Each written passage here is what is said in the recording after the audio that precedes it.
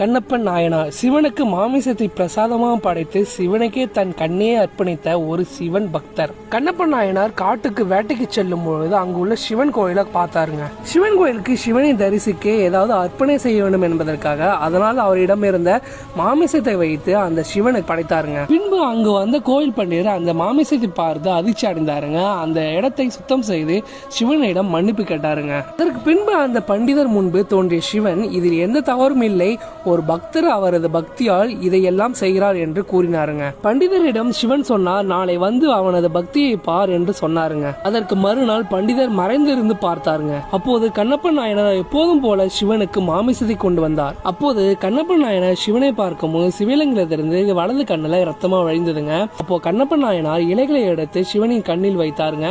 அப்போ கூட அந்த ரத்தம் நிற்கவில்லைங்க.